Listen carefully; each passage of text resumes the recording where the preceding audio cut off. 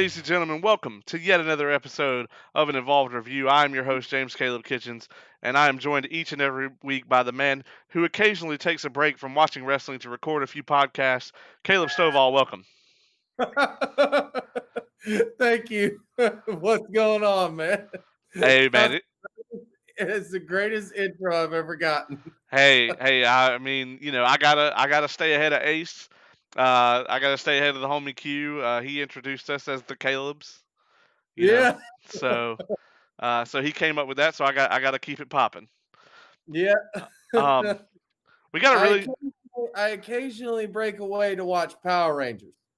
Right. Yeah, exactly. Yeah, that's true. I figured maybe you just had like WWE Network or like Impact Plus on your phone here, and then you were watching Power Rangers on like your computer or a tablet or something. Um, you know, watch Power Rangers during the filler matches. Yeah, Yeah. yeah. That's exactly right. Um, ladies and gentlemen, we've got a incredible episode for you today. The number one thing that I've had people ask ever since we started this was, how come you guys haven't covered anything to do with AEW at all? Because AEW is the big thing. It's the big news in wrestling today. Even with everything that's going on with the pandemic, Mm-hmm. AEW is still fresh. It's new. Everyone, regardless of whether you love it, like it, hate it, everyone wants to see what's going to happen with AEW. Will it survive? Will it thrive? Will it compete with WWE? Um, so today we're gonna cover AEW Revolution 2020, and the reason we're picking this when we know it's a few months ago is this is the last big event that had fans, live fans, and this arena was packed. This was back in February. This was before everything started to shut down. So you still got that live audience feel that I've reiterated 100 times on here that I feel like is so important to pro wrestling. Yeah, and not only do you have a live sold out audience, you have it live from Chicago. Yeah. Chicago, which, as we all know, is a hotbed for really great, entertaining professional wrestling, and kind of it's kind of a second home to AEW. Um, Mm-hmm. that they probably get even a bigger turnout in Chicago than they do at their home base of Atlanta. I would say so. It's because the first All In Yep. event was held there. It's sold out, and then of course, AEW All Out was held there as well. So yeah, and it was going to be held there again, but of course, the pandemic has changed literally everything. But yeah, All Elite. They have been selling out though arenas. It seemed like before the pandemic, ever since they launched Dynamite. Yeah. Yeah. Absolutely. And Before we, Yep. another thing real quick before this Revolution thing kicks off, we saw in Atlanta, we saw AEW, and it was I want to say two Dynamites before Revolution. Yes, they had a ton of footage from that incredible cage match in there, and I think it's still the best episode of Dynamite. It's probably the best episode of weekly wrestling television in the last 10 years, in my opinion. I would agree with that, but for me personally, it was so good because it was the best live wrestling show that I have attended in years. And Yeah, we're talking like I thought this was better than when I attended WrestleMania. yeah, agreed. It felt more special than that. Mm-hmm. Before we get into it, I got two items that I want to talk about, and then we'll dig in. First and foremost, Entertainment Involved. We got a special shout out from Oh, somebody, really? friend of the show, Joe Brown, from Suplexes and Microphones, who's been on the program. He reached out through the Cameo app to somebody that I'm a huge fan of, and they had a few things to say about Entertainment Involved. So let's take a look at it right here. Let's do it. Yo, Caleb, what it dooski, homie? It's your boy Gator from Dave on FX, logging in to show you some love, man. I hear you out here killing it with your new podcast, Entertainment Evolve. I need to get on that joint, man. Holla at me, tap in on my manager. You know how we do. And I hear you work for an independent wrestling company called Viral Pro Wrestling. That's what's up. Stone Cold Steve Austin was one of my favorite wrestlers. Used to stunner them hoes. And my boy Shawn Michaels, Sweet Chair Music, Brett Owen, Owen Hart off the top rope, Super Smash Brothers. You know how we go, man. Hey, man, you know it's all love. Shout out your boy Joseph. Big Joe, what it do? Thanks for booking this cameo. I love y'all. Caleb, keep killing this. Your boy Gator. GD forever. Grinding every day, getting every dollar, getting educated daily. I'm gone. That was awesome. That was Gata from Dave on FX, which is the Little Dickie's TV show. If you haven't checked it out, he's my favorite character on the show, and it is such a good show. So it was really cool. Thanks Joe for hooking that up for us, and I just thought it was really awesome. Um, he did That mention he mentioned that's a Owen Hart in there, and we are still avoiding that episode. yeah, we are. That one's you talk about dark side of the ring. That's just too dark for even me. Yeah, forever avoiding that. That being said, the other thing I want to talk about is coming up. It'll be the episode after this one. So if you're watching this episode, it's going to be the very next one that comes out. We are going to go over our top 5 matches of all time, and we're going to have a special guest on for that. We're going to have none other than Nate Pritchard from Suplexes and Microphones. This will be his debut on the show, and I picked him as a guest because I know that there's probably not a single match on his top 5 that's going to be on any of our top 5s. And Well, that's probably a good thing. and just to let everybody know, so what we're going to do is we're going to talk about these. None of us, I don't know anything on Caleb's list. He doesn't know anything on my list. Neither one of us know anything on Nate's list. We're going to reveal them live. We're going to talk about why we feel it deserves a spot on the top 5, why it deserves to have that spot, what we thought about the match, what made it so special, you know, if there's a build up to it, what do we think about the build up? Because that can have such an incredible impact on the match itself. Is the storyline going into it and the story being told? So that being said, I'm really looking forward to that episode. So you can catch that right here next week. I'm really excited about recording those, and I don't have my top 5 ironed out. I had them, and I changed them around just today because I kept changing my mind. Yeah, I'm still working on mine, so that one's going to be interesting. My number one spot has not changed. The number one spot has been solid. It was the first one I wrote down, and it hasn't changed. But 2 through 5 have changed multiple times. Um, but let's dig into this episode, man. So AEW Revolution. I thought that this. Let me preface this because I don't want to sound like Jim Cornette tonight, right? Let me preface this and talk about how I feel about AEW as a whole. If we were to give everything on the show, every single thing, promos, matches, everything, like an individual rating, 1 to 10, right? I feel like in WWE, worst case scenario, you get a 3. Best case scenario, you get a 6. Unless just something amazing or horrible happens, you're not going to go outside of those lines. And that's because WWE is not trying to push any envelopes, right? They're not trying to do anything special. They're trying to fill TV time and sell advertisement space. That's Or it. take people's eyeballs out. Right. Well, they're using one to do the other. And the thing about that is it's nothing matters. There are no stakes. Roman Reigns can lose to hell, I don't know, anybody from NXT, and the next night he is still a top contender for the title. He can come out and just declare he wants a title shot. Cesaro can beat Braun Strowman, and he's still a mid carder the next night. Nothing matters. Okay, how much merchandise you sell and where Vince McMahon thinks you should be on the card, That's where you are on the card, and it doesn't matter about your win loss record. It doesn't matter however you are with the live audience or on social media. None of that shit matters. You are purely an engine to drive the marketing and advertisement train forward, and you are basically wearing a giant WWE logo on your forehead, and that's it. In AEW, I feel like at any point you can get anything anywhere on that scale from 1 to 10. Shit can go real wrong and you get a 1. But I'm still entertained. I'm still watching it because it's a possibility. Because also things can go really right and you can get a 10. Yeah.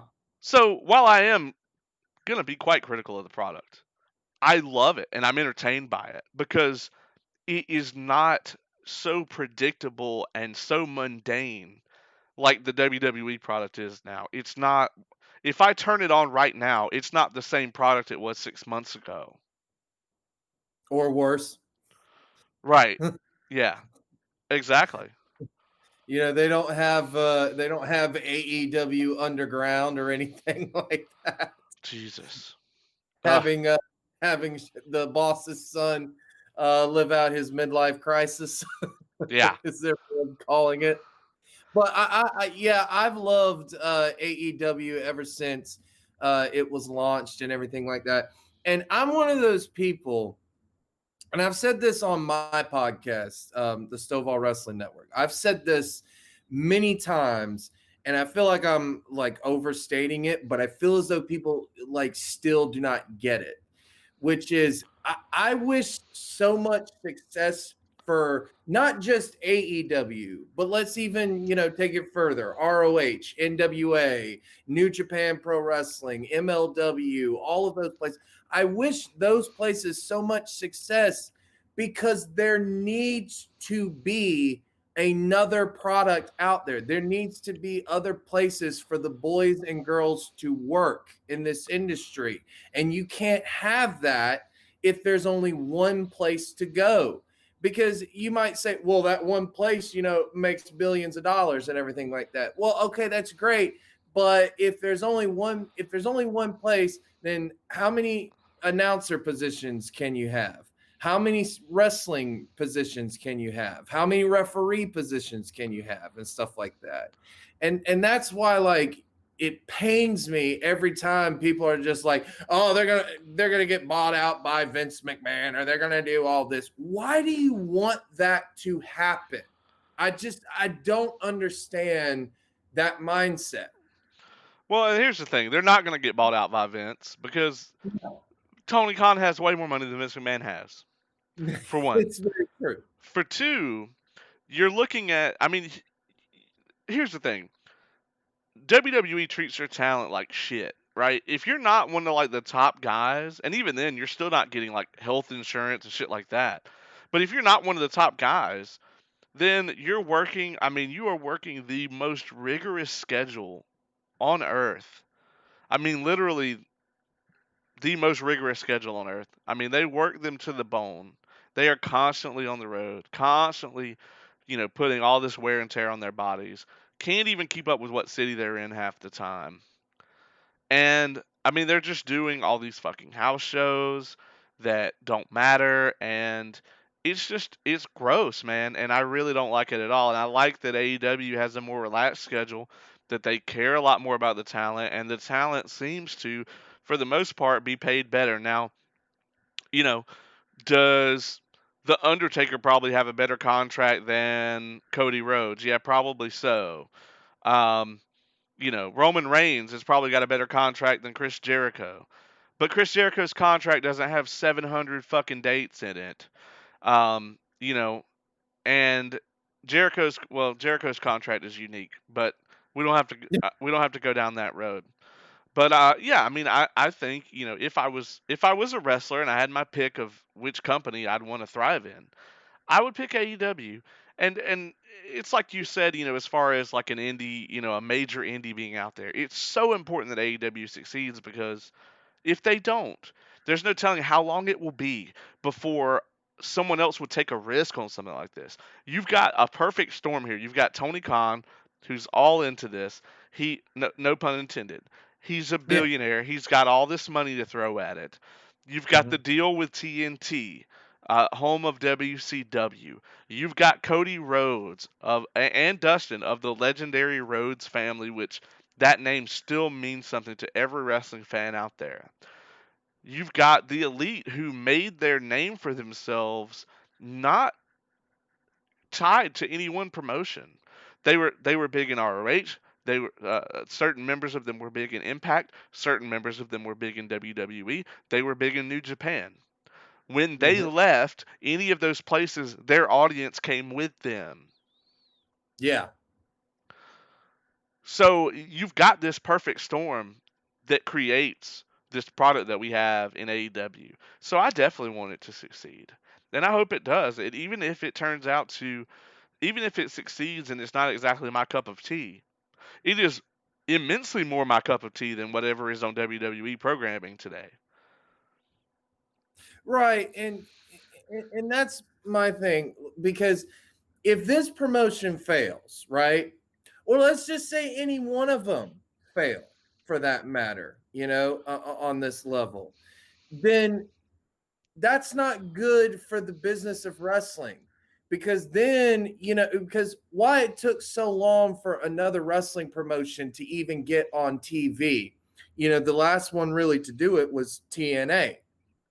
And the Yeah. reason it took so long is because wrestling to TV advertisers, or just TV companies, look at it and they go, okay, there's only one promotion that has a proven track record of staying in business, which is the WWE. Yep. So then they look at any other wrestling promotion and they just go, well, there was WCW, there was ECW, those are dead. There was the NWA, that's dead.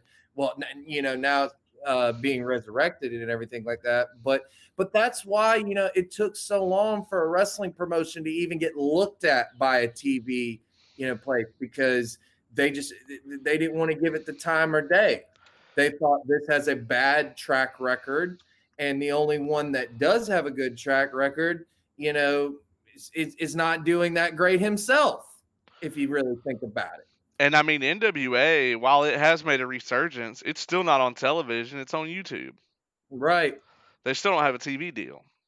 right. So, I mean, I thought that All In and then what was it? Did they do a Double or Nothing Yeah, Double or Nothing from Vegas. and then All Out? Right, that was the order. I thought that was an amazing lead-in. And And then they did Fight for the Fallen. they also had two summer specials. Yeah, I was going to say. Yeah. So this I thought was probably their biggest at the time that this came on. I thought this was their biggest event. This felt like a big WWE pay-per-view from the late 90s, early 2000s. And that is absolutely what most of us want. Is we want that feel. And one of the areas, and we talked about this last week with with TNA Turning Point. One of the areas where I thought that TNA always faltered, and where AEW was in a position where they may make the same mistakes, is you start the pay per view off with this match with no stakes, right? It's like, okay, all these guys weren't on the card, so let's throw them in there so they can get some pay per view time, which is great for the boys and for developing your talent, but it's not great for pulling in an audience. So I loved that with this event, we got this really cool build up video, a very unique looking set. And then they went right into Hager versus Rhodes, which is not, I mean, if I looked at this card, that's not the match that I'm going to start the show off with. No, the match I would have started off with was Darby Allin and Sammy Guevara. Yeah. Yeah. Because that one, I mean, is insane and it's going to get the crowd into it. But I thought it was an interesting choice to start off with Dustin Rhodes and with Jake Hager, formerly known as Jack Swagger, because Right. they had a storyline going into this where they're doing this whole the elite versus the inner circle, and Dustin Rhodes is kind of the enforcer for the elite, and Jake Hager is definitely the enforcer for the inner circle, and so Hager had broken his arm using the limo door, and so that's where this feud came from. And I thought that they played into this in the match very well. Yeah, I love the promo that Dustin cut on Hager too when Sammy Guevara beat him on Dynamite, and he goes, "Hey, turn around!" And he goes, "I'm not talking to you. I'm talking to Jericho's bitch." And he goes, and he's just like, "You're failing at your MMA career, and you're failing here before you've even got started." I was and like, and he came out with the shirt on. "Yeah." Yeah, so that was good. It was good. How good Dustin Rhodes still is, by the way, for his age. Like, Father Time has not caught up to him yet. Dude, him and Cody's match against each other. Oh, Ho- God. Holy shit! Has there been a better story told in the last 5-10 years? No, I don't think there has. I no, was I was emotionally hooked in that match in a way that I haven't been in a long time. They could have done anything they wanted. They had me in the palm of their hands for the entire time, and that was not a short match. no. So, Not not whatsoever. It was a very bloody match too. Like Dustin was bleeding like a stuffed pig and everything like that. The announcers sold it so great too for that pay per view. Like they were like even Jr. was just like I'm a little uncomfortable here, folks. Because it's an uncomfortable feeling. You're watching a family feud basically play out, and it tugged and then the ending to the matchup where like if you didn't have tears in your eyes, you weren't a true wrestling fan as far as I was concerned. Like I had tears in my eyes at the end of that match. absolutely. It was just phenomenal, and to see Mhm. him, still out there just doing as good as he's doing at his age is remarkable. It's incredible. Um, that being said, before we get into Jake Hager's wife being at ringside, I guess that's his wife, girlfriend, whatever. I Wife. do. You did bring up the commentary, and so for this we've got Jim Ross, and Tony Schiavone and Excalibur on the program. What do you think of? A lot has been said about this 3-man booth. I want to get your thoughts on it. I'm always mixed with this because first of all, I would love it if it was just Tony Schiavone and JR. Right. Same. I feel the same way. And this was my problem at All In, even when Excalibur, like he to me, he's supposed to be an analyst, yet he is also a play-by-play guy. And it's like, okay, I get that you're trying to, I guess go over Ian Riccaboni at All In, but it's JR, man. Like, let JR fucking do his thing. Right. That's my thing. I understand, and then people say like, "Well, Jr. doesn't give a shit or anything like that anymore." I'm just like, no, I completely disagree with that. You can tell Jr. still loves doing this and everything like that. It's just he can't get a word in edgewise with Excalibur.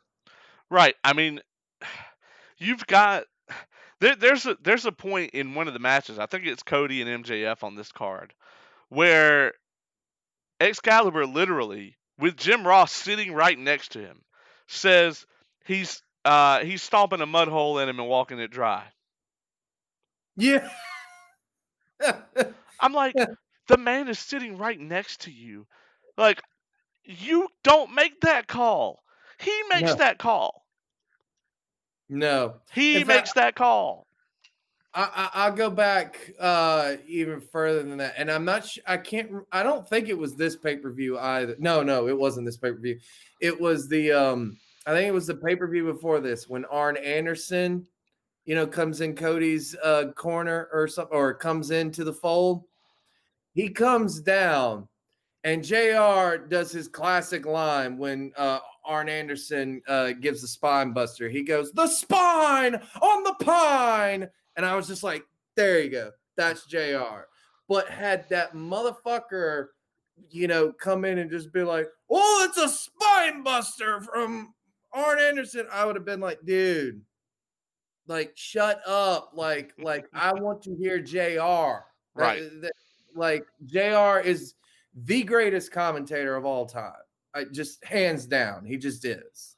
And it just it gets annoying, but I also don't mind Excalibur at times. There's sometimes when I do like him and everything like that.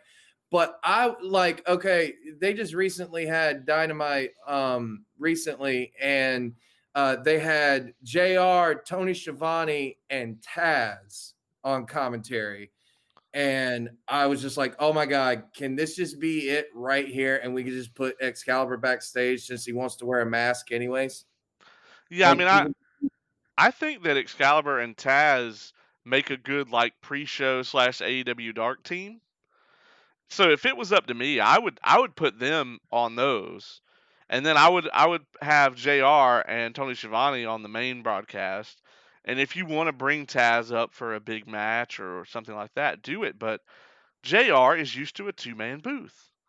right, And, this is not the Dusty Rhodes, Tony Schiavone, Bobby Heenan three-man booth, which is right, legendary three-man booth. yes, But you only got one guy out of that. JR is a one-man guy. He needs to be the primary source of calling the action and the storytelling. And then he needs to have a color guy to play off of him. And that's Tony Schiavone. And that's it. right. And I've heard Tony Schiavone just say this on What Happened When. He said that, like, look, it's never really been defined what our roles are on commentary. Right. Like that, like they just kind of say, you're JR, you're Excalibur, you're Tony, kind of thing. Right. But no one's really sat down and said, hey, Excalibur, you need to analyze the match more, and then JR needs to call it, kind Right. of thing. Right. And I think if they would do that, it would help a lot. And I just got to bring this up because you mentioned Jim Cornette. Anytime I think of Excalibur, I keep thinking of his opening theme song, a Q&A podcast with co-host Brian Last. Tell that guy take off the stupid fucking mask. Yes. Yes. Yes. Absolutely. I agree. I mean, I agree 100%. Um, that being said, Right. um, damn it. Now I have everybody knows it's corny stuck in my head. Everyone knows it's corny. Yeah. Yeah, absolutely. Um, yeah. I don't know if I've mentioned this, but a friend of the show actually wrote that. Really? Matt Hankins, who is the promoter for Platinum Championship Wrestling. Oh, Uh, good. he actually is the person that submitted that. So he wrote that song. Yeah. So maybe we can get him on the show someday, and we can talk about it.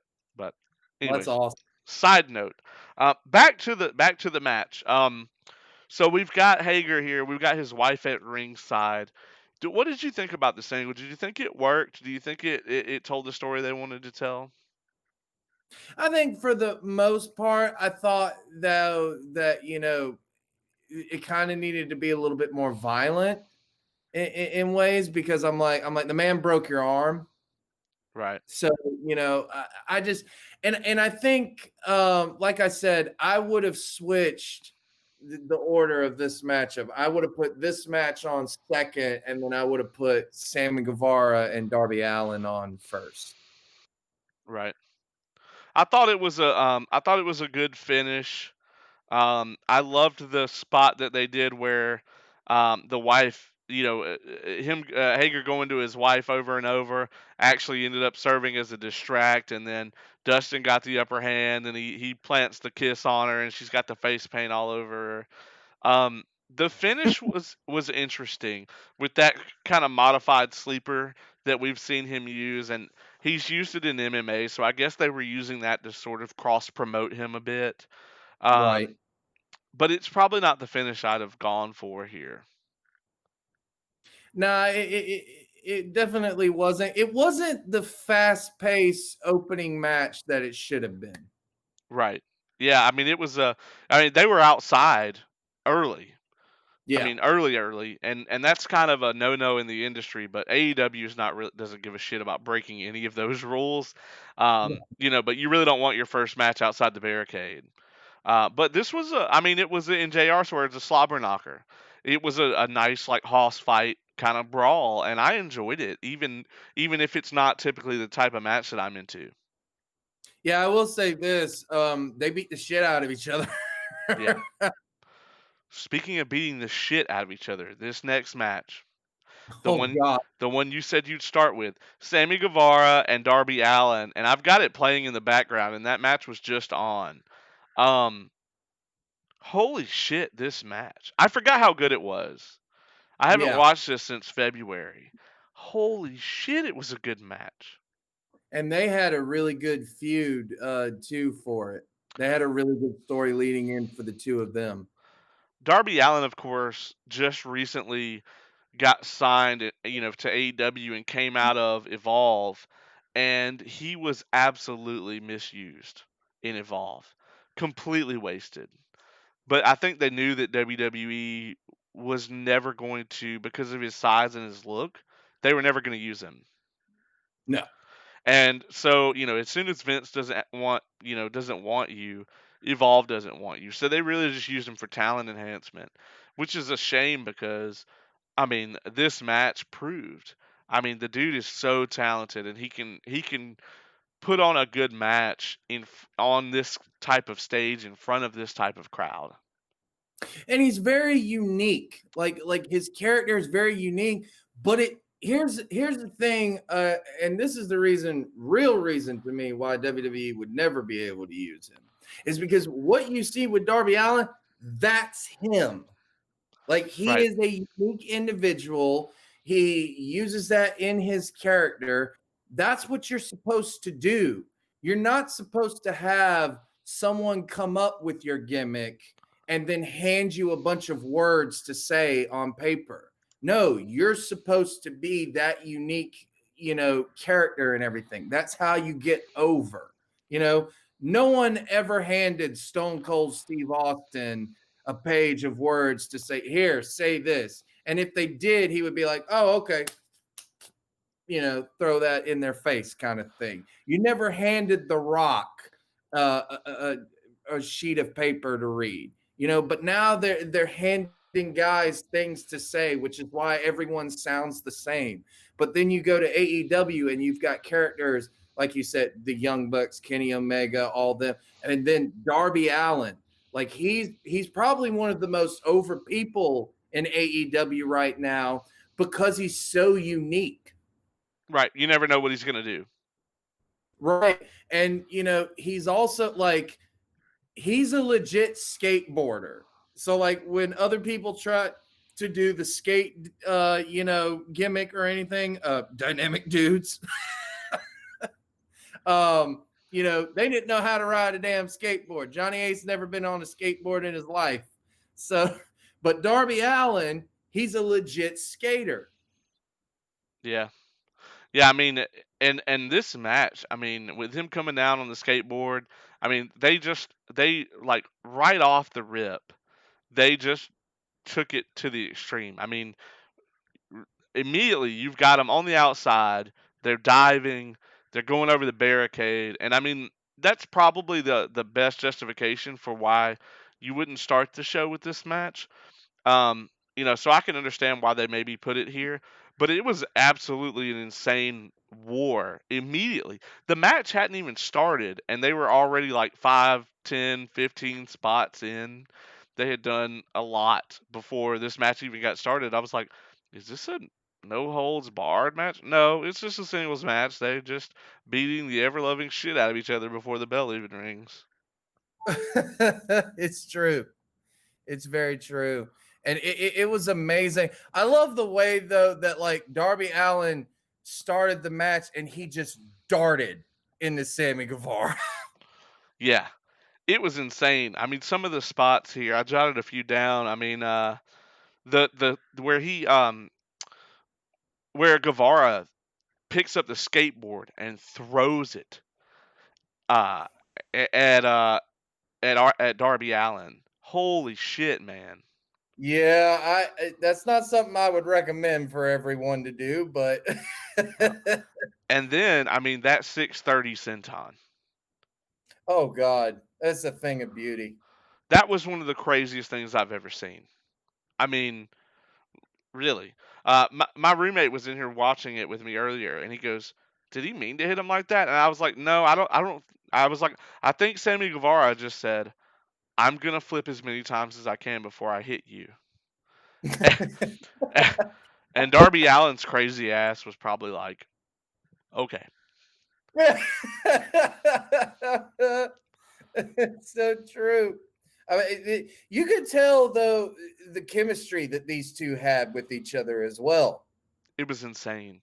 And I mean, I love that Darby Allin has adopted the coffin drop as his finish. It's such a Yeah. unique finish, and he can hit it from one of the things I love about a finish, right? One of my favorite wrestlers of all time is Diamond Dallas Page, because before Randy Orton, there, coined the out of nowhere. DDP was hitting it out of nowhere. He was hitting that diamond cutter out of nowhere. He can hit you with it from anywhere, and that adds a certain tension to every match because you never know when they can pull it out. And so that's one of those things about a finish to me. If you've got like a really unique setup for your finish, like Joe had with the Muscle Buster, or like Dustin has with Shattered Dreams. There, it limits you heavily on what you can do with that finish. But he can hit you with a fucking coffin drop anytime, anywhere. Doesn't matter. Yeah, we've seen him try it, especially like when he goes and he he hits it on the side apron. I'm like, every time he does it, I cringe. I'm like, oh god, like They did that backstage where he did it in the fucking gas station or whatever. that's Yeah, right. yeah. So this was an awesome match, man. This is probably in the top two matches on the card for me. I would have to say so. This was definitely one of the matches of the night. Now, moving on to our first championship match of the night. I think we're going to heavily disagree on this match. Okay. Um, all right. To me, Adam Page is it for AEW. They need to push him to the moon. Not too fast, but we need a slow and steady progression that ends up with Adam Page in a long babyface run as AEW champion.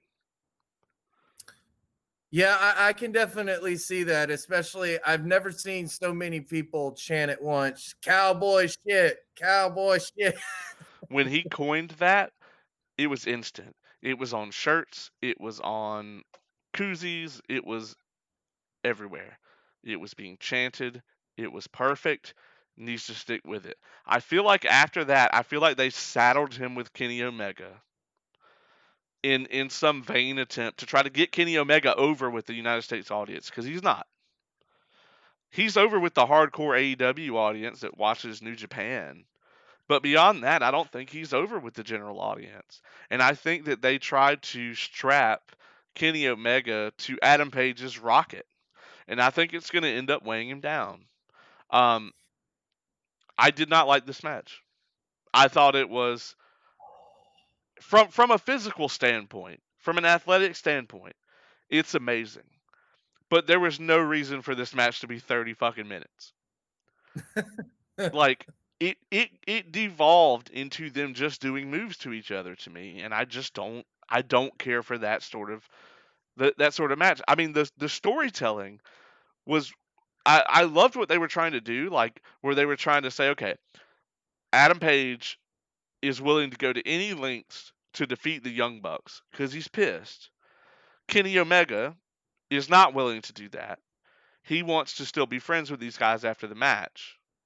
And I loved that Kenny Omega was constantly keeping Adam Page from going too far. Like there was a point in time where he was going to drop Matt on the ring bell, Yeah. and Omega stopped him. I loved that. I loved that that while Matt was like the heat man, that Nick was, that they were constantly kind of messing with his emotions, toying with his emotions, and he let his emotions get the better of him. I'm not saying there was no storytelling in the match. I loved that, but I feel like so much of this match is just guys doing moves to each other, and I hate that shit. It's just not. It's not for me. If it's for you or whoever out there watching, by all means. But I'm bored at 30 minutes of that. I can see that, and like, I kind of noticed that when I was watching it. When I was watching it live, though, it didn't matter to me. I can watch something back, and then I can dissect it and everything like that, and then I can see, okay, well, I can see why people would have a problem with this or whatnot. But if you're in the moment live and I'm not seeing that, then that to me is what matters. Yeah. And me, I was fully involved in the story. I love, by the way, the video package buildup for it that featured I Prevail in it, Paranoid. Yes. That was awesome. And I Prevail apparently are big, huge AEW fans. They've actually been featured and I think they were featured in Double or Nothing. Actually, they interviewed them, and they were like, "What do you like about AEW and everything like that?" So that was really cool.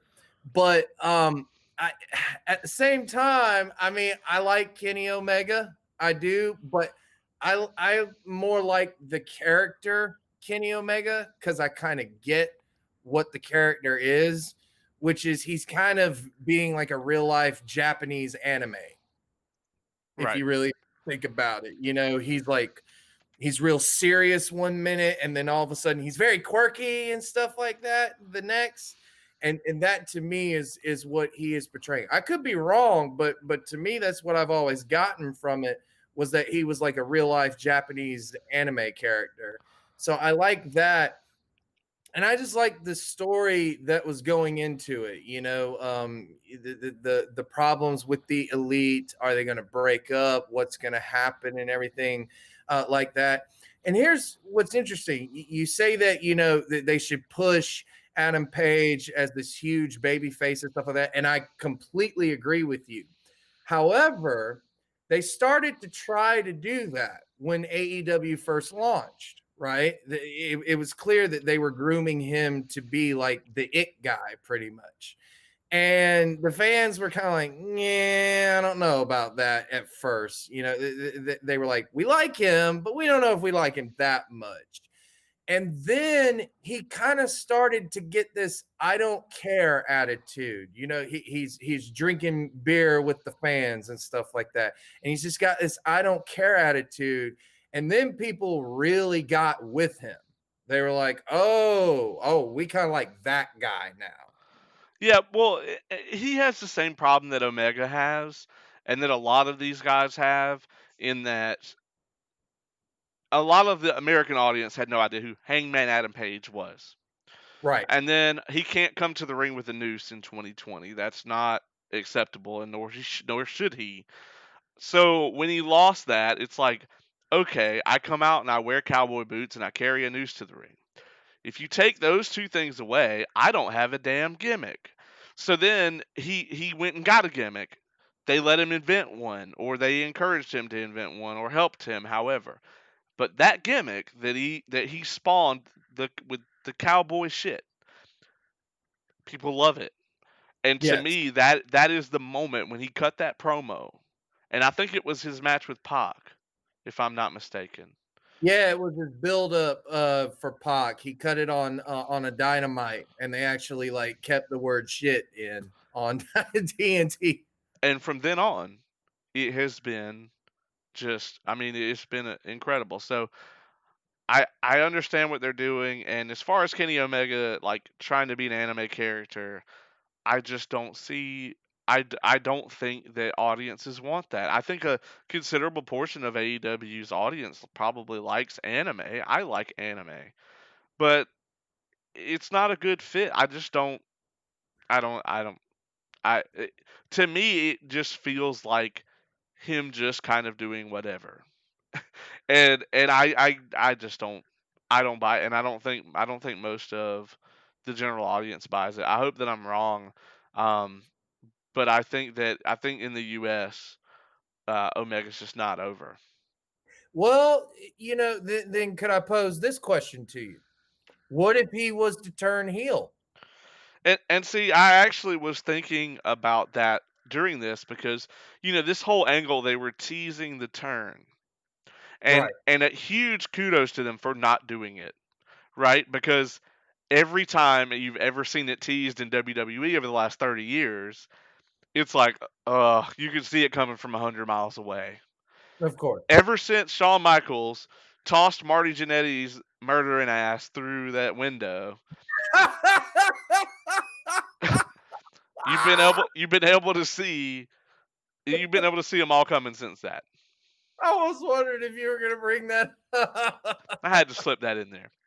Uh, but that being said, I don't I give them huge credit for not doing the split here, and that was the best case scenario because number one, okay, you can't turn Omega yet because your hardcore audience for AEW, the people that are going to go spend thousands of dollars on front row tickets and be sitting there refreshing Ticketmaster when they go on sale, those people they love Kenny Omega. Like he's over with that crowd. You're never going to get them to turn on him.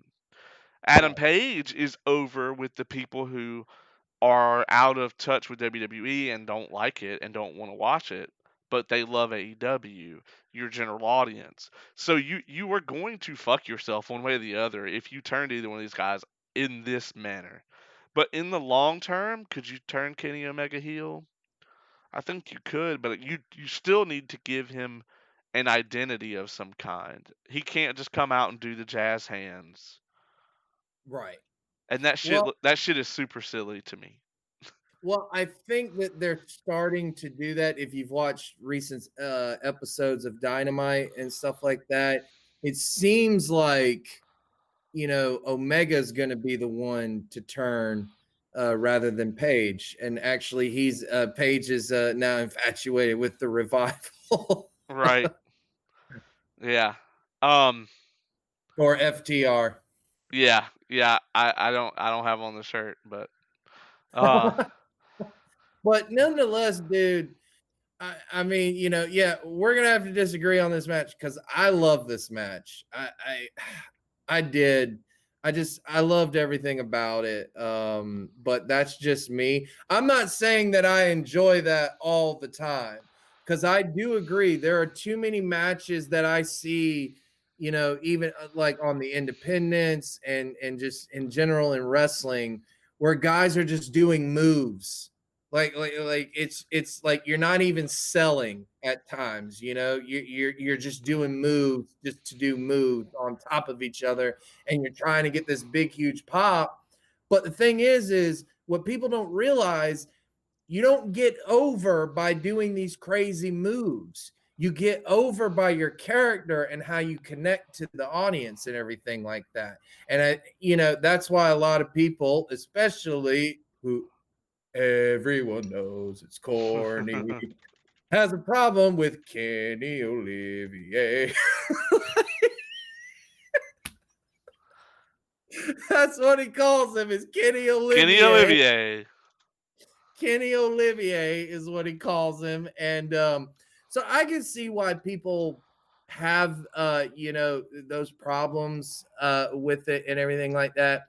But I believe, and we've talked about Adam Page and Kenny Omega, but we got to talk about the Young Bucks, Yeah. because to me, the Young Bucks, while everyone says, oh, all they do are spots and everything like that, and while that's true in a lot of ways, what they have kind of done, which is what made them so over, is they took all of that and they found a way to tell stories in their way.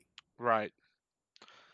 Yeah, I agree, and I really like. I think that the Bucks work here. I mean, they're definitely among the best tag teams in the world. They're a more refined version of the Hardy Boys. You know that the Hardys that everyone loved, like from the '90s, early 2000s. Um, and I think it's great, and I think that they can pull off just about anything. I think that they're in good shape, and I think they always go out there. Anytime you see the Young Bucks, it's always going to be at least an above average attempt. Right. Even them phoning it in is going to be a good match. Um, so I liked them here. I don't agree with Cornette about the Bucks at all. I used to, um, but they have grown on me over time, and I agree. They really have mastered their craft of tag team wrestling. And that's kind of the thing. Like, Jim Cornette will, and a lot of other people will say, well, all they do are spots and everything. But my thing was, well, that's kind of the point now. Like that's why they do it. It's like they're playing into that Right. kind of thing, which is what is getting them over. Absolutely. And I got really worried here when they hit the buckshot V trigger, and I think they hit it on. I want to say they hit it on Matt, and he kicked out. And I was like, oh god. I was like, this finish is going to be some convoluted shit. But they pulled it out. I loved the finish to this match, I did regardless too. of whether I was bored earlier. With the he hits the buckshot clothesline on the outside, comes right back in, hits it again on the other Jackson. One, two, Yeah. three. Yes. Adam Page looked like $1,000,000. I Put love that buckshot lariat too. It's so good. It's so good. It's Um, it Adam Page is just amazing. And trust me, in time, I do believe he will be the it guy for AEW. But let's face it, Stone Cold Steve Austin wasn't the it guy at least for 3 years. right. Yeah. Agreed. So, it takes time to build people up like that. Um, so we've got Paige and Omega retaining. Next match on the card: Nyla Rose and Chris Statlander. What were your thoughts on this one, both leading into it and the match itself? Because I actually was pretty hyped for this match, but I don't feel like it really delivered. I don't feel as though it delivered as well as everyone thought that it might, or anything like that. I still thought it was a good match. That both the women busted their ass for this match and everything like that. Um, I will say that sit out power bomb from the top rope. I almost had to turn my head away because I thought she broke her neck. That Like, finish, that go ahead. finish, that finish was incredible. Yeah, it was. I liked it a lot. I'm a big Chris Statlander fan too. I love her gimmick, and I gotta make note of this. How we talked about Jr. and Excalibur. Yeah. Apparently, you know that the Dynamite in Atlanta that we were in. Well, Chris Statlander, had a match and everything on that, and we didn't get to hear the commentary. But I went back and I watched the show to look how to see how it looked on TV and everything like that. And Jr. goes, "So what's Chris Statlander's story or something like that, or whatnot?" And Excalibur, who's selling her background, goes, well, it says that her spaceship crash landed about 5,000 years ago or something like that for the planet Earth. And JR just goes, all right, that's enough. He just goes, you asked. Right. Yeah. Yeah. Actually, I went back and watched. I do remember that because I went back and watched the episode after it aired because I wanted to see if it was as damn good on television as it was live. It was. Yeah, I agree. I thought that Chris Statlander, when they debuted her up until this match with Nyla, was good. I thought she was fantastic, and then I thought that this match kind of killed the momentum because I didn't feel like it was that good. It definitely wasn't the match like Nyla Rose. It definitely wasn't the match that she had with Oh, good lord, Kushida. Yeah, Is that how you say her name? I think so. Yeah. Yeah. That matchup was amazing. But I love the build on Nyla Rose, this unstoppable force and everything like that. She actually lost to Rio in the first women's title matchup, which I thought was great. It was a very big surprise and everything like that. But then she captures it and stuff like that. I didn't. Yeah, I didn't think though that this match did any favors for Chris Statlander, but I wasn't. It wasn't like this match sucked or anything. It was just so. Yeah, I mean, it was good. It was a little long after the match we had just sat through, especially since that match was a lot more entertaining. But I thought it was a solid, it was a solid like part of the card. It was decent. I think Chris Statlander works better with people that are her size and smaller because she's a big girl. I mean, she's tall, you know. Right. And so her and Nyla just didn't have a lot of chemistry. Um, Yeah. Speaking of two people that do have a lot of chemistry, though, this match with MJF and Cody, one of the most Oh God. anticipated matches, probably in Yeah. AEW history. And MJF just if if we were going to say that Adam Page needs to be the next big babyface, then his heel opponent needs to be MJF. I agree because MJF is so damn good. I mean, Yeah. he just really is. Purely from a talent perspective, he's incredible. And he's just got that face that just makes you just want to punch him. A little And you'll never convince me he's not a piece of shit in real life. Like, like he's just this disgusting fucking like you're just like he's just the worst fucking person. right. Um, you know, that being said, man, I thought that all of this worked really well. Cody had his big entourage entrance. I thought maybe that went on a little long. Um, but he had Downstate, who performs his entrance music there, and that was really cool. Um, Yeah. I liked that. Live music in wrestling events is something that's been done a lot, but it rarely works, you know. But I thought that this was good. Um, I loved that Stephen Amell came out with him. Arn Anderson, Brandy Rhodes. It was a nice entrance. It like I said, it maybe just lasted a little long, but it made sense because of all the build up to this match. And I loved the opening video package too. I was about to say, dude, the story leading into this match. I mean, the 10 lashes that Cody took, that was one of the best segments I've seen in years. Yeah. It was so good. Like it was just so well done the way that they did it. That was amazing. And then, of course, we saw the cage match with Warlow. That was amazing. Just everything that they did, the story that had been building for months. It seemed like with this and everything, where you kind of thought you were like, wait a minute, is MJF like a face now, or is he a heel? Like what's going on?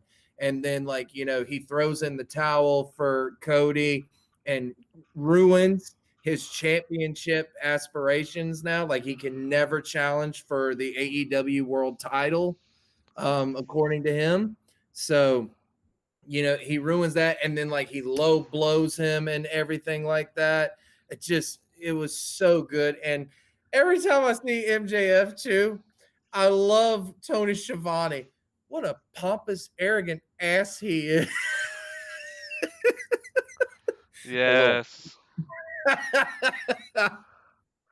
And I mean, he sells it so well for him. Not that he needed any help. No, he doesn't need any help, but it's great.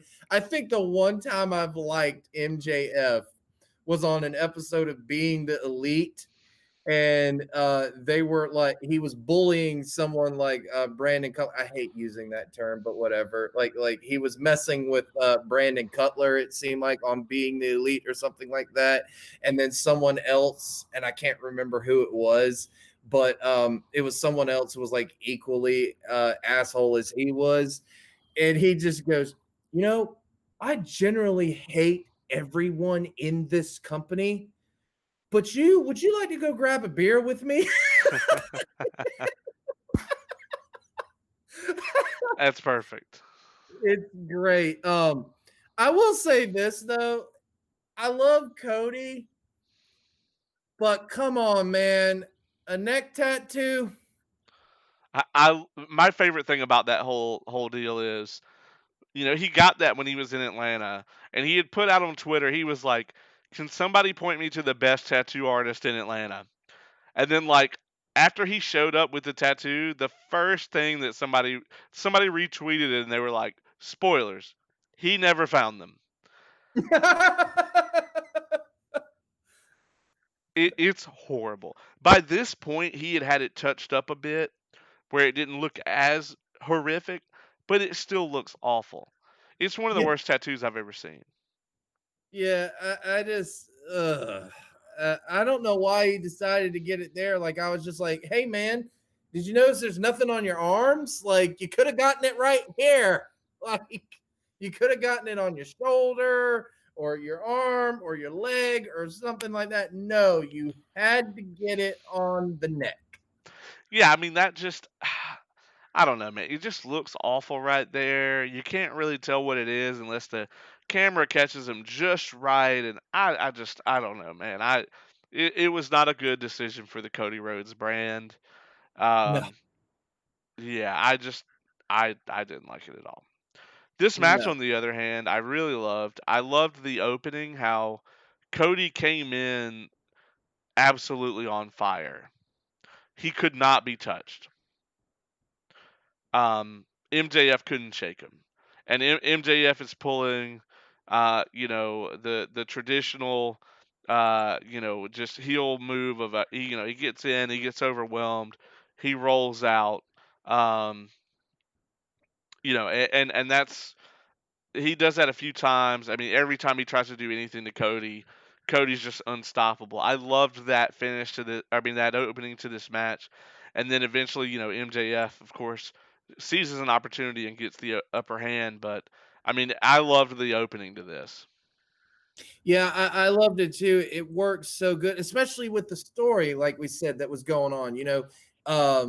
Cody couldn't touch MJF before this. He had to take 10 lashes and he had to survive a cage match with Wardlow just to get a match with MJF and stuff like that. So, it would make sense that after all that, you would start the match off hot. Like you wouldn't start it with a collar and elbow tie up or a traditional headlock or anything. No, you'd want to punch him, like it's like, hey, I've been waiting for this for a long time and stuff like that. And then I loved how MJF went after the injury that Cody sustained in Atlanta, actually, when he did the moonsault off the cage and Yeah, everything like that. It was good.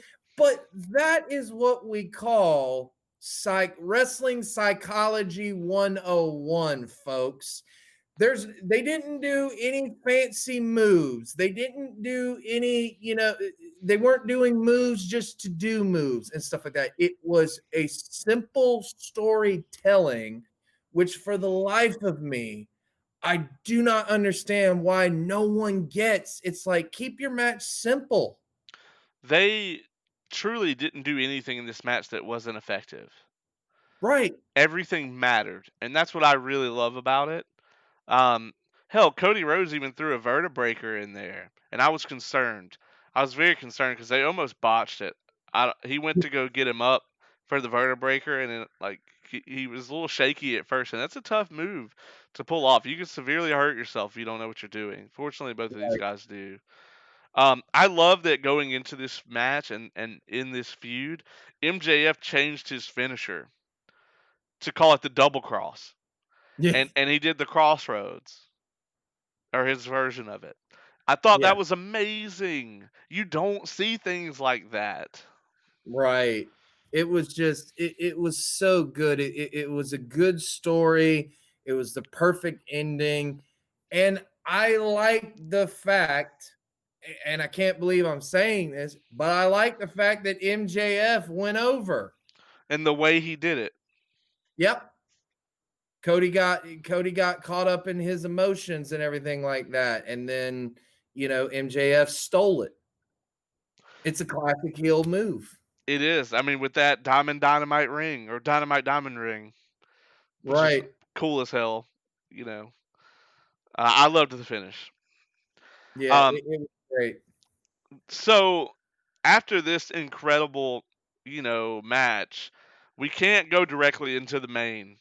We got to have something to cool us down a little bit, or at least something to change gears.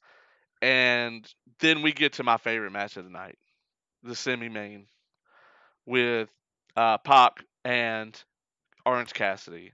I thought this was match of the night for me, hands down. I loved this fucking match. I just loved it. Yeah, the two of them have such good chemistry, and you have Pac, who is like the most serious guy on the roster. You know, Yeah. he's there to kick your ass and leave with the victory, and he's tough as nails. And then you have Orange Cassidy, who's the complete opposite. And even if he tried, which he won't, he could not give less of a fuck. Right. And dude, before we go into this, can we talk about how good and how like elevated Pac has become since leaving WWE?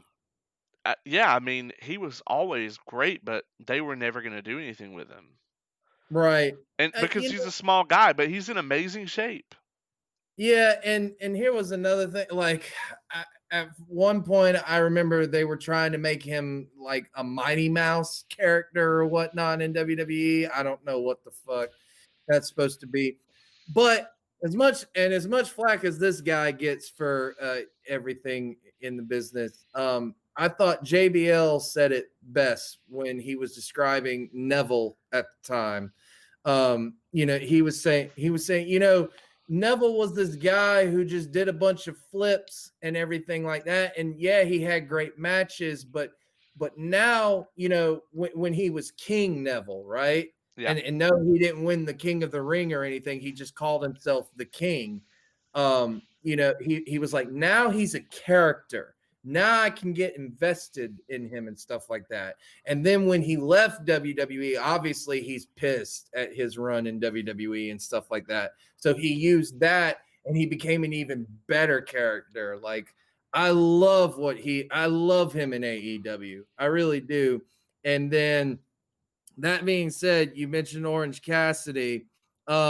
The promo leading up to this is one of the funniest promos I've ever seen in my life from Best Friends. Oh, Tony, Tony, Tony!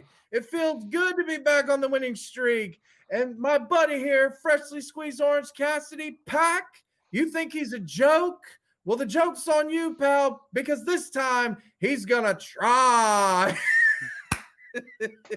I loved that.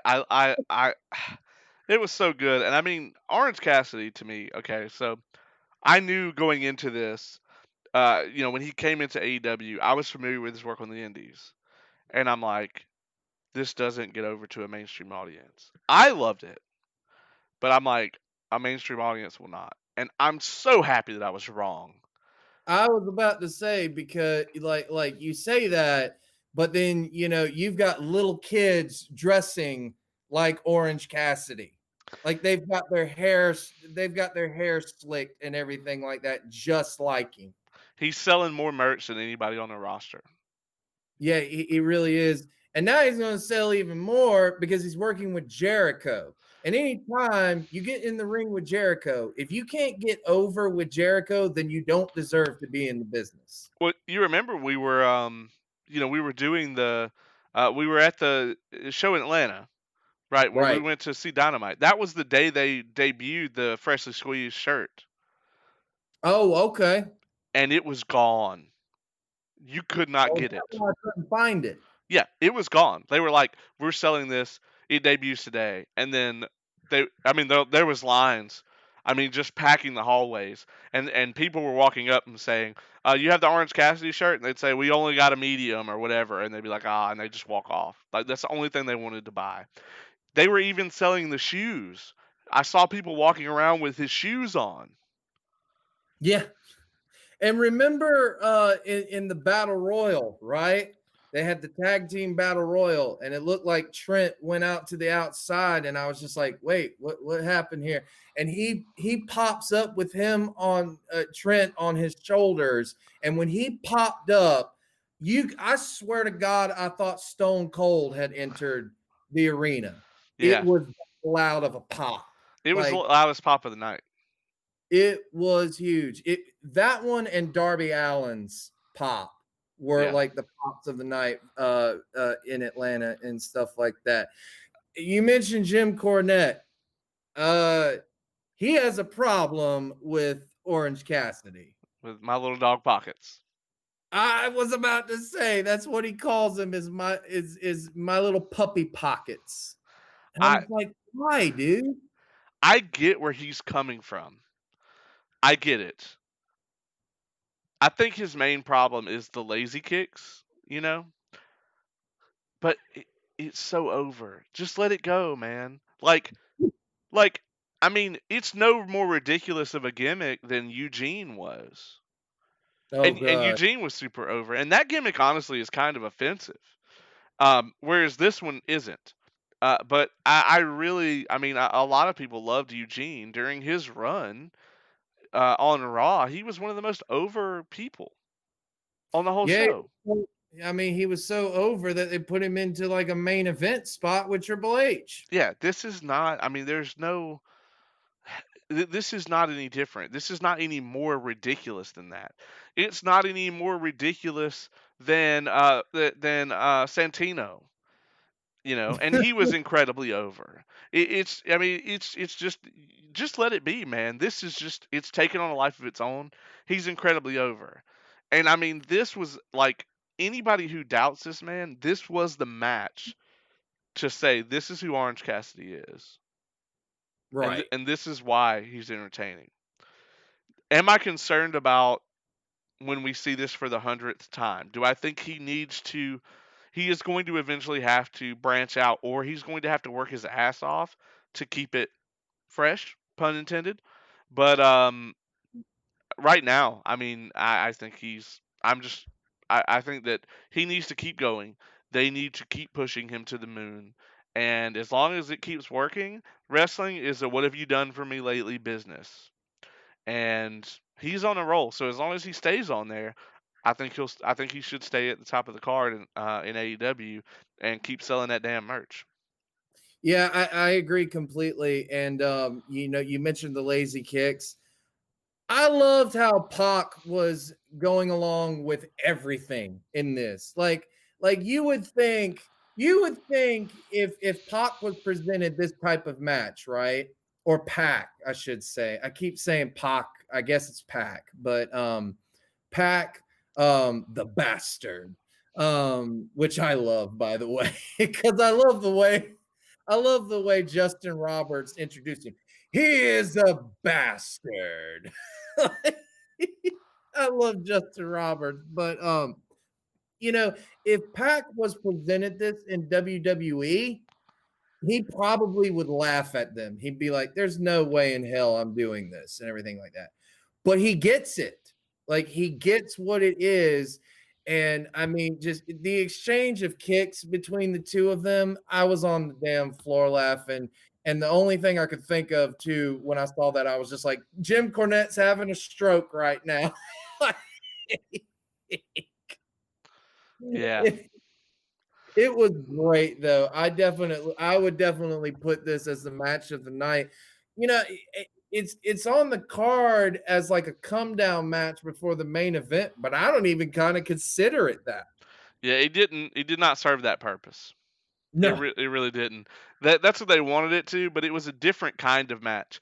The Jericho and MJF match was I mean, Jericho and Cody. Ambrose match. Uh, Oh, it was very similar to Cody and MJF as far as the tone of the match. So this was something completely different, and I really liked it.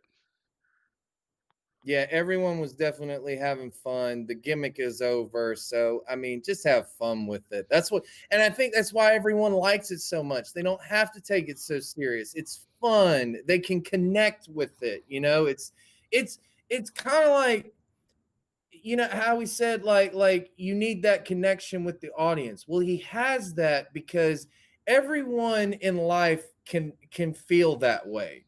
Where they're just like, hey man, I like my profession, but I don't like my boss or something like that, and I just want to be laid back like this, kind of thing. So everyone can relate to that, which is why he's just so over to me. Yeah, yeah, agreed. Um, that being said, let's cap this off, man. Let's talk about this main event. Yes, absolutely. So we've And I got, know I know you want to talk about the entrance. oh man, I loved the entrance. I mean, I just ate this up. As a matter of fact, I remember I didn't watch this live. I probably watched it like the next day or two after when it first came out. The entrance was the first thing I saw. It was on YouTube and everything immediately. Loved it. Loved it. Loved it. Loved it. I had it as my ringtone for a little while. The choir version? Yeah, yeah, with the choir. Loved it. I losing my shit. Okay, loved it. I popped huge for it. I thought the build to this match in general was pretty good. I'm not a big Ambrose fan, and Oh, or I should say Moxley fan, but I definitely love what he's doing in AEW a lot more than I liked what he was doing in WWE. of course. And when I say I'm not a big fan, I don't mean I think he's bad in any way. I don't really connect with him, But I think he's very talented, and I think he deserves that spot that he has, and he is incredibly popular. Other than Jericho, he's probably bringing more viewers to the program from outside of AEW than anyone. Um, Right.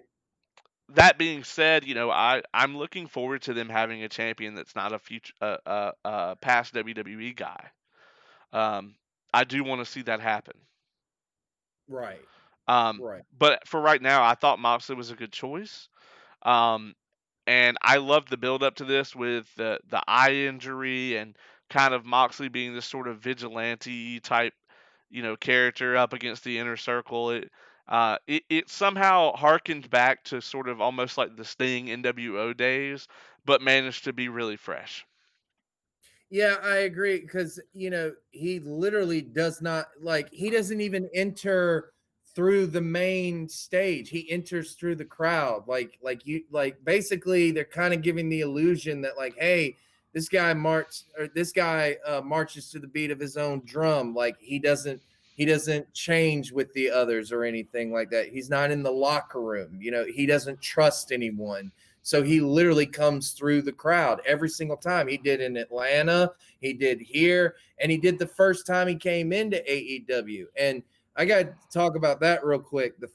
His debut in AEW, that was one of the greatest things I had seen in years. Was him come down and the crowd was losing their minds and stuff like that. He comes in, he DDTs Jericho, he DDTs the referee and stuff like that. Then he goes after Kenny Omega, and Kenny reverses it on him, and we had like an extra brawl on that pay-per-view, and I was just like, oh my god, this is amazing. Like it set the tone to me for AEW. It's set to me what AEW was fixing to become and everything like that. And I'm a Moxley fan. It might be because he's my long lost brother or something like that. I'm not sure. see, but that's what everyone would say, folks. When I was getting into the business was you look like Dean Ambrose or Sami Zayn. So They're I not was like, wrong. I'll take yeah, I'll take Ambrose. But yeah, I love this matchup. And the reason I loved it because I was just like, this is what a main event should be. This is what it should be. An anticipated title fight and everything like that. The title is on the line. There's an emphasis on the title. There's also this personal feud going on and everything. And I think also a standout in this match, I would have to say, is Aubrey Edwards. Would you agree? Yeah, I mean, she's always on it. You know what I mean? Exactly. Like I I loved it when, the inner circle Santana and Ortiz, they're interfering and stuff like that, and she catches them, and she looks at them, and then she does the classic, get out of here. And or Ortiz, I can never tell if it's either Santana or Ortiz, but Ortiz, the one that kind of oversells everything, he just kind of like falls back. He's just like, what? Like, I loved it. So she's definitely a standout, but I love the ending to the matchup. Oh, he can see, kind of thing. Like he was playing possum and everything like that. It I, was great. But to me, like I said, to me, this is what you want in a pay-per-view main event, which Right. is something I have not gotten from WWE in a long ass time. Right. Yeah. Yeah, absolutely. I agree. I agree. I thought it was really good. It had a main event feel, Mm-hmm. which is really important. And they, it's Jericho and Moxley, right? So it was in danger of being a WWE match, but it never felt like that to me. No, it never did. And I was going to say that because the last matchup that those two had together, they had a boring chant break out. But that was because, at the time, Ambrose, he didn't like anything WWE creative was giving him. The two didn't really have chemistry or anything like that. The storyline was really stupid at the time. Mitch, the potted plant, and everything like that. So, um, just not a lot of stuff going for it. But then this right here, they were really able to get into a personal rivalry. They were able to get into a better story with it. And of course, the AEW titles on the line. And that to me, I think is definitely a way that AEW has ups on WWE all day long is their titles actually feel important. Like they matter. Absolutely. Yeah. Because right now in WWE, I can't even tell you right now who the tag team champions are or who the WWE championship is right now. I think it's Braun Strowman actually, and all Because that. it doesn't matter. Exactly. It doesn't matter. Like they prove that with the 24/7 title, for God's sakes, Yeah. Like, in fact, if you think about it, what's sad about that to me, and I think I said this on my podcast, which is, to me, the 24/7 title means more than the WWE title just from the people that have held it so far. Yeah. I mean, it's literally just a game of hot potato. It It's is. who gets to walk down to the ring with the belt. That's really all it is anymore. Exactly. Like it doesn't matter. But here in AEW, the women's title feels important. The AEW title feels important. Hell, the TNT championship feels more Way important. more important than anything in WWE. Exactly. And I think that's where they definitely have the ups on WWE. And like I said, this is just everything you want in a main event, in my opinion. Agreed. Well, man, this has been an awesome event to do. I'm glad we did it. Yeah. I'm glad we finally got to sink our teeth into some AEW here. Oh Um, yeah. and I loved this show overall, man. That being said, if people want to hear a little bit more about AEW and the ongoings in wrestling each and every week, they can always tune in to Stovall Wrestling Network. Yes, absolutely. Where I break down everything and also rant at times. about stupid stuff in wrestling, such as trying to take out someone's eyeball. I will never let them live that down. That was the dumbest fucking thing I have ever seen. And here's what's funny about that, right? Because the lead in to Jericho and Moxley was, he stabbed him in the eye and stuff like that. Right. Which, I'm okay with that. We can sell that. We cannot, if I heard from like sources that like the eye for an eye match was WWE's way of countering that from AEW. If that is the case, then please fire everyone that works in WWE I'm current. like, did Vince Russo fucking write this? Is he secretly writing for him like he did in TNA? Right. Like, come on. Uh, it's bad, man. It's just bad. It was terrible. But if you want to hear a uncensored rant on that, yeah, go check out the Stovall Wrestling Network. Also, please check out my other podcast where I don't talk about wrestling. I talk about Power Rangers. It's called Power Rangers Go. It is with the ace of the morphing grid, Mr. Quentin Ficklin. You know him as superhero homie Q and everything. And also, your very own James Caleb Kitchens here has appeared on the show as well. That was the Green with Envy, or Green with Evil, I Evil. should say. Yeah, Green with Evil arc that we did. And that was tremendous. We got a lot of great feedback from that. So thank you for that, James. And just go and check out everything else exclusively on TMB Studios. Yeah, man. It's always a blast coming on there. And I do want to mention one more time, our very next episode, we're gonna have Nate Pritchard from Suplexes and Microphones. He's gonna come on. We're gonna do our top 5 matches overall in order of all time. I'm very excited for this episode. That being said, thank you for being on the program each and every week, Caleb. And this has been an Evolved Review.